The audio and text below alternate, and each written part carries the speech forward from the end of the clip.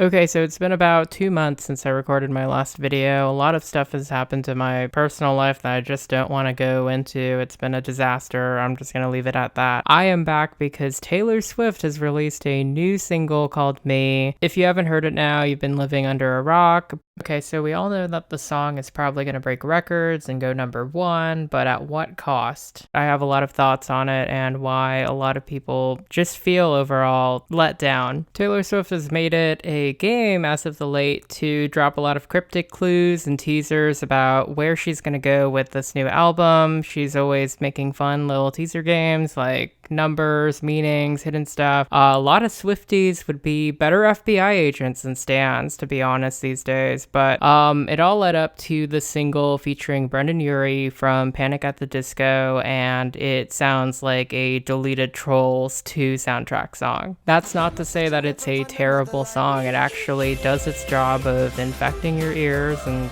getting in your head relatively well, and that might be owed to the pedigree of production behind the song. The song's primary producer is Joel Little, who is famous for his work with Lorde, and it just doesn't show here, which is weird. It's very obvious that this isn't a Max Martin track, which has me wondering if she's going to depart from working with him as often as she did on 1989. But that's another thing to think about later. The meat of this video will be discussing the lack of a thesis statement. First singles, especially for Taylor Swift, have always indicated what direction an era is about to go into. Look What You Made Me Do may not be a everlasting pop classic to most of y'all, but it did a good job of establishing Reputation's overall theme, which was her owning up to possibly being a snake and also not caring, by caring too much. Me is, I don't know what to think of it.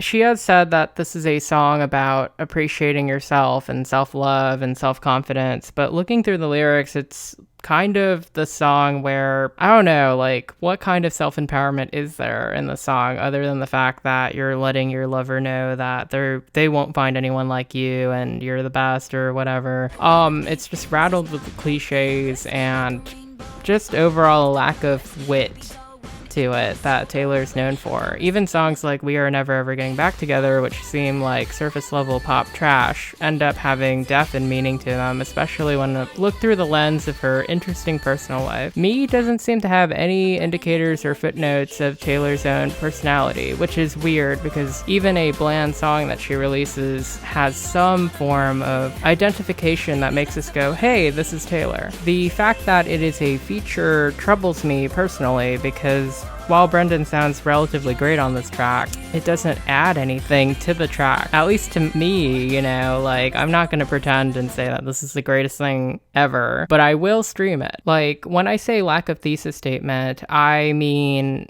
what is the point of the single? Like, what part of Taylor Swift's world or album is she introducing us to? Like, I mean, visually speaking, the video does most of the legwork, but listening to it on the radio makes you go, okay, so why is this, you know, a thing?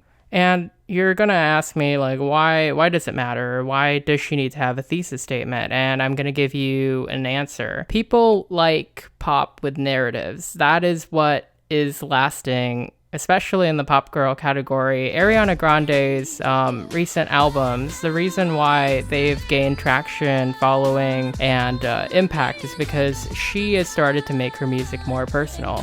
Prior to Sweetener and No Tears Left to Cry, there was no real context behind her songs other than them being bops about sex or whatever. Now she has a narrative behind her music. That's why Thank You Next was on the charts for so long, because people are like, oh, okay, there's a story, there's a meaning, there's a thesis statement. Her next record's going to be about her personal life and how she's coping with life in general. And this is something that Taylor mastered very early on in her career. So it's kind of disappointing to see this new Taylor era with Republic Records just start with yay, I'm me, and you're never gonna find someone like me, and whatever, you know, like, it's not even like Shake It Off where she's saying, you know, screw the haters, I'm me, or something. There's nothing to the song that really speaks on a deeper level, the song feels like something that was made to be used in a Happy Meal commercial or a car commercial or whatever. And that line about spelling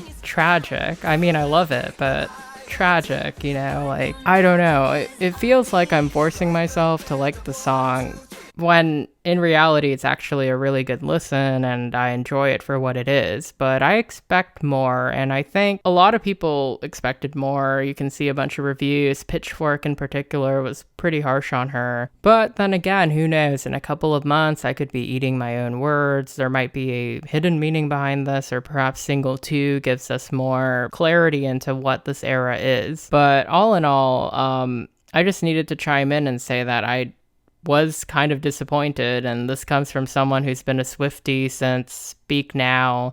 I really got into her back then because she had really perfected telling mini stories in little chunks. I was impressed by the fact that she wrote every song on that album, and I kind of had hoped from the aesthetics that we've been seeing on her Instagram that it would be a return to form in that way, you know, like she'd find a way to make Speak Now in a popish form, but now I'm genuinely concerned that this is an era that's being churned out to make a lot of money and just kind of go, yeah, you know, like I want there to be deeper meanings behind this. I'm not expecting another Red, but I definitely do want something on par with 1989, and this is not it. As always, thank you so much for watching my videos. I will be back with even more content about Marina's new CD and also FKA Twigs' new single Cellophane.